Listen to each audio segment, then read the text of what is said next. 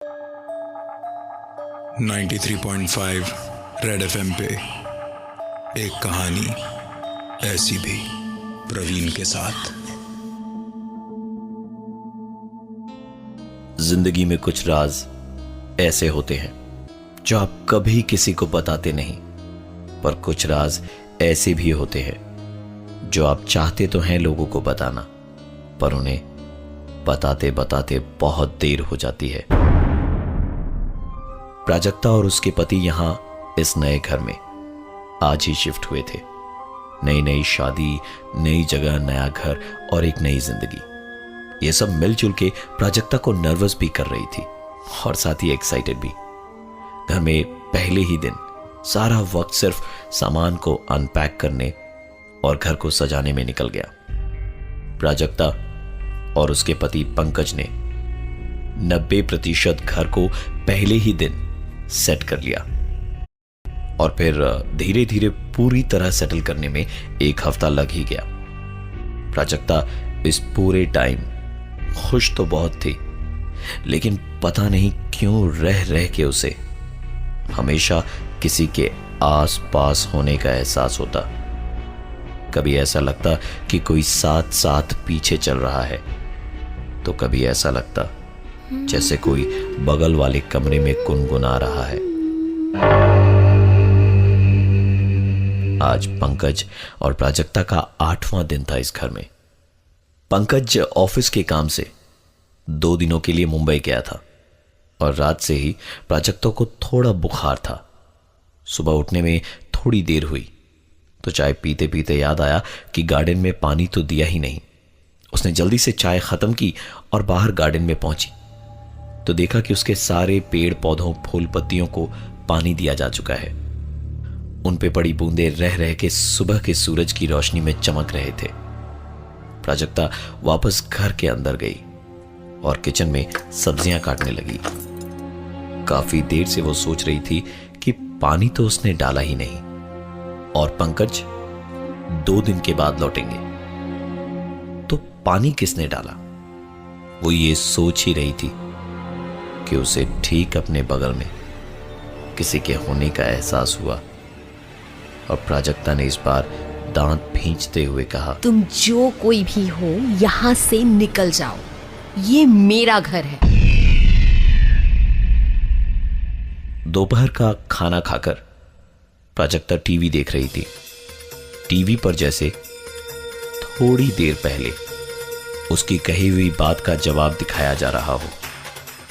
जो सीरियल आ रहा था उसका डायलॉग था, आज तक मैंने तुझे तंग नहीं किया, ना ही किसी बात के लिए रोक टोक की और तू मुझे यहाँ से जाने को कह रही है। अब देख मैं तेरे साथ क्या करती हूँ।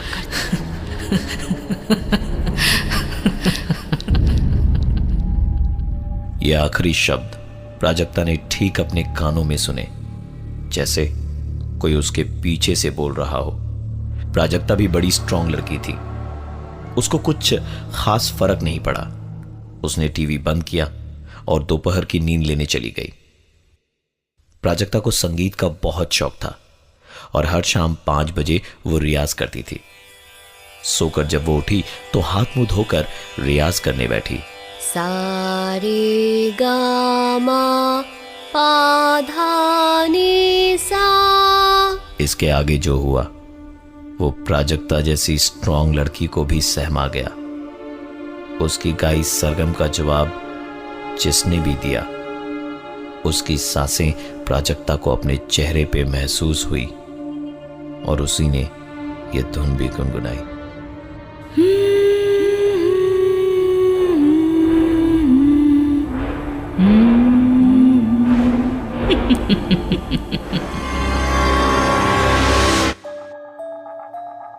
नाइन्टी 93.5 रेड एफएम पे एक कहानी ऐसी भी, प्रवीण के साथ।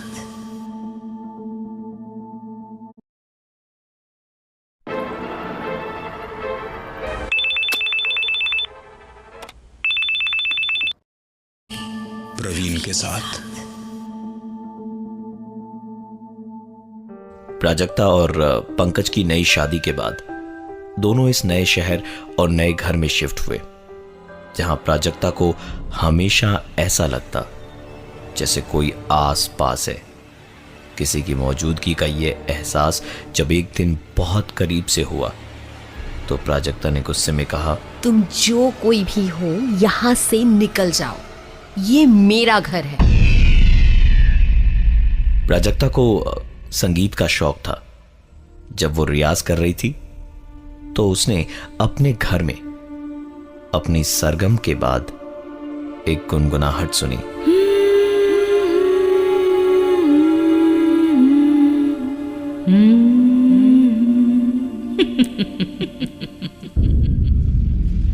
उसने पलटकर पूरे कमरे में छान मारा, फिर पूरे घर में, लेकिन वहां कोई नहीं था प्राजक्ता के अलावा।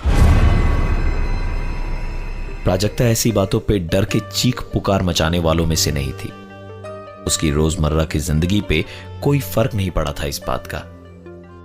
एक दिन जब सूखे कपड़े लेने छत पे गई, आसमान में बादल गरज रहे थे, बहुत जोर हवाएं चल रही थी।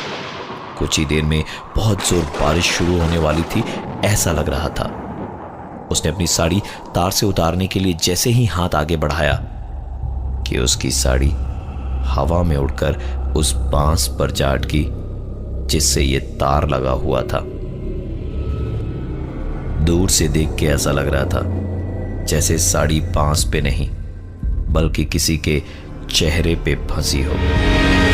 प्राजक्ता ने हाथ बढ़ा के साड़ी को छुड़ाने की कोशिश की तो उसके हाथ पे किसी के जोर से फूंकने की उसे गर्माहट महसूस हुई। प्राजक्ता साड़ी वहीं छोड़ के वापस दौड़ी, छत का दरवाजा बंद किया और नीचे अपने कमरे में पहुंची तो बेड पर आंखों के सामने थी वही साड़ी जो छत पे अटकी हुई थी और बकायदा तह करके रखी हुई थी। पर अगर वो साड़ी यहां थी तो ऊपर कौन सी थी? प्राजक्ता तुरंत उठ के वापस छत की ओर दौड़ी। जाके देखा तो साड़ी अब भी वहीं थी। प्राजक्ता को न जाने क्या सूझा कि उसने माचिस जलाई और उस साड़ी में आग लगा दी। प्राजक्ता नीचे अपने कमरे में आई तो देखा कि बिस्तर पर तह करके रखी हुई उसकी साड़ी बुरी तरह से जली और झुलसी और कुचली पड़ी थी और पीछे से किसी के हंसने की आवाज आ रही थी।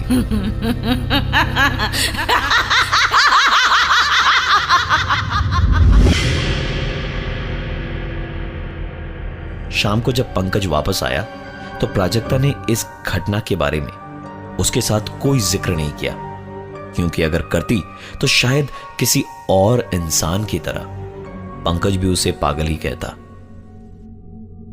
देर रात सोते वक्त प्राजक्ता की नींद तब खुली जब उसे लगा कि उसकी चादर कोई नीचे खींच रहा है। प्राजक्ता ने नींद में ही चादर वापस खींची और खींचते ही चादर दोबारा नीचे खींची गई और इसी बीच चादर फटने की आवाज आई।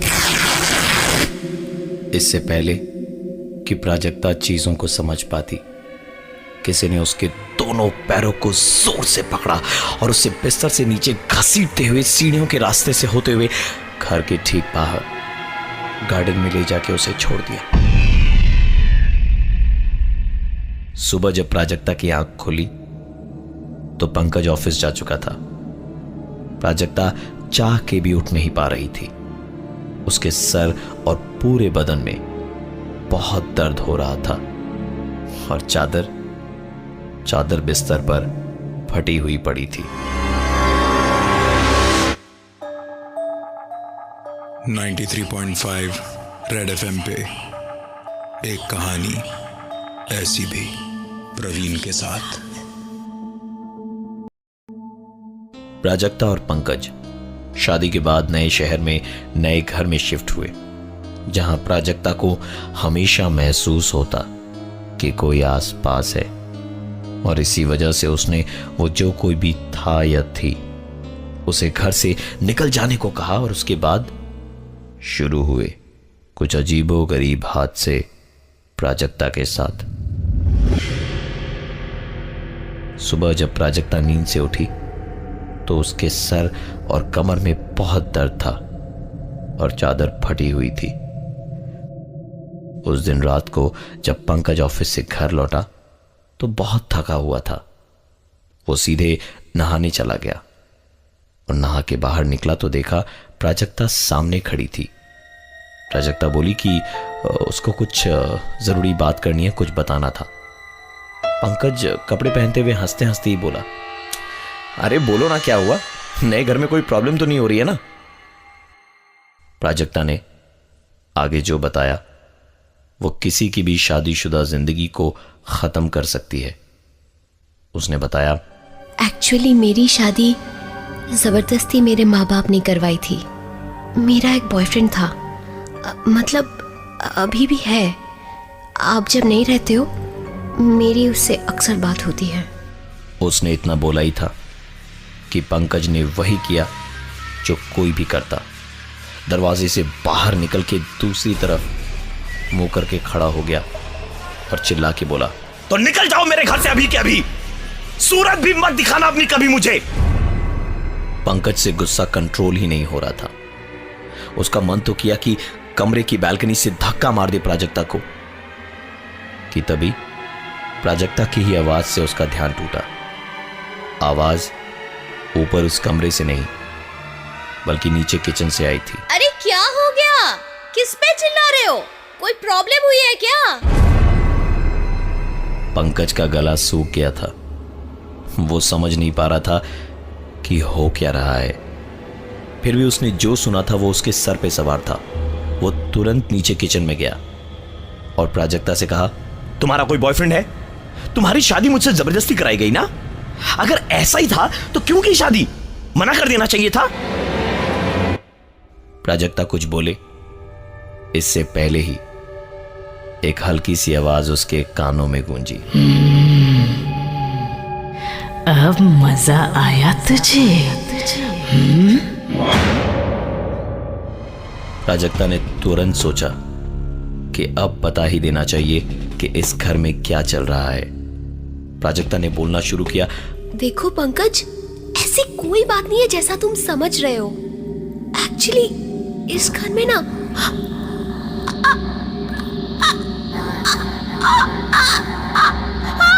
बोलते बोलते वो बीच में ही अटक गई।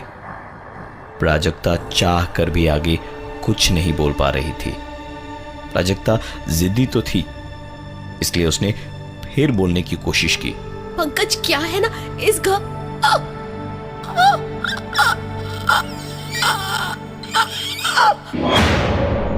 इस बार भी जब उसके गले से आवाज नहीं निकली तो गुस्से में उसने तुरंत एक पेपर और पेन उठाया, लेकिन लिखने की लाख कोशिशों के बाद भी लिख नहीं पाई और उसके कानों में एक आवाज फिर से गूंजी, तू लाख कोशिश कर ले पर मेरे बारे में ना तो तू किसी को बता पाएगी और ना लिख पाएगी।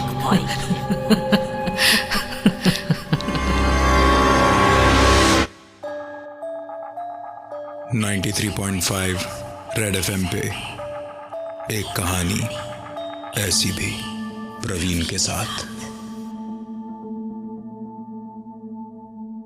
प्राजक्ता और पंकज शादी के बाद नए शहर नए घर में शिफ्ट हुए और वहां आते के साथ ही शुरू हुई प्राजक्ता के साथ कुछ ऐसी घटनाएं जिनके बारे में अगर वो बोलना चाहती तो उसकी आवाज अटक जाती और अगर लिखना चाहती तो लिख भी नहीं पाती। धीरे धीरे ये बातें प्राजक्ता को पागल बनाए जा रही थी। पंकज भी बीच बीच में घर से बिजनेस टूर के लिए 2-3 दिनों के लिए गायब रहता था। ऐसे में वो सारी चीजें प्राजक्ता के साथ और भी ज्यादा होती। ऐसे ही एक दिन दोपहर में प्राजक्ता सो रही थी तो घर की डोरबेल बजी। दरवाजा खोला तो सामने खड़ा था पोस्टमैन, एक चिट्ठी लिए। प्राजक्ता के इस नए घर के ठिकाने पर यह पहला खत था। उसने खोलकर पढ़ना शुरू किया तो यह चिट्ठी झारखंड के एक सेशन कोर्ट की थी। जैसे जैसे प्राजक्ता चिट्ठी को पढ़ रही थी, घर की चीजें अचानक से हिलना शुरू हुई। दरवाजे अपने आप खोलने और बंद होने लगे। किसी के जोर जोर से रोने की आवाजें आने लगी। इस बार ये सारी चीजें प्राजक्ता को डरा नहीं रही थी, क्योंकि चिट्ठी में लिखी चीजों के सामने ये सारी चीजें बहुत छोटी थीं। जैसे जैसे वो चिट्ठी को पढ़ रही थी, वैसे वैसे ये आवाजें और भी ज्यादा तेज होती जा रही थी और प्राजक्ता की आंखें भी ना हो चुकी थी। उसके सामने था एक बहुत बड़ा सच जो उससे छिपाया गया था। न जाने प्राजक्ता को क्या सूझी कि वो एक पेपर और पेन लेकर लिखने बैठी और साथ ही उसने पुलिस स्टेशन में फोन करके कुछ कहा और उसके बाद फोन डिस्कनेक्ट कर दिया। थोड़ी ही देर में घर के अंदर का तूफान शांत हो चुका था। शाम को जब पंकज घर आया तो घर के बाहर बहुत भीड़ लगी थी। किसी से पता चला कि उसकी बीवी प्राजक्ता ने सुसाइड कर लिया है। जब वो दौड़ा दौड़ा घर के अंदर गया तो वहां पुलिस उसका इंतजार कर रही थी। दरअसल ये पंकज की दूसरी शादी थी, जिसके बारे में प्राजक्ता को कुछ मालूम भी नहीं था। पंकज की पहली बीवी ने पंकज की हरकतों और उसके किसी और से अफेयर होने के गम में सुसाइड कर लिया था। पंकज पर इस जुर्म में केस भी चला, पर वो चिट्ठी जो प्राजक्ता ने पढ़ी थी वो कोर्ट की ही चिट्ठी थी, जिसमें लिखा था कि इस केस को क्लोज किया जा रहा है और पंकज को बाइज्जत बरी किया गया है। प्राजक्ता ने मरते वक्त एक सुसाइड नोट लिखा था, जिसमें उसने लिखा कि मुझे मेरे पति की सच्चाई मालूम चल चुकी है और मैं ये चीज बर्दाश्त नहीं कर सकती। शायद लोगों को लगे कि मैं पागल हूं, पर मुझे यकीन है कि इस घर में मुझे परेशान करने वाली आत्मा पंकज की पहली बीवी की ही है। मेरी मौत का जिम्मेदार कोई और नहीं बल्कि मेरे पति पंकज ही हैं, जिन्होंने इतनी बड़ी बात मुझसे छिपाई। पंकज पर फिर से एक केस शुरू हुआ और इस बार उसे 10 साल की जेल हुई। वो घर पिछले 4 सालों से बंद पड़ा है, पर वहां के लोग जो उस घर के अगल बगल रहते हैं, उनकी माने तो रात होने के बाद वहां औरतों के रोने की आवाज सुनाई देती है। मैं हूं प्रवीण और ये थी आज की एक कहानी ऐसी भी।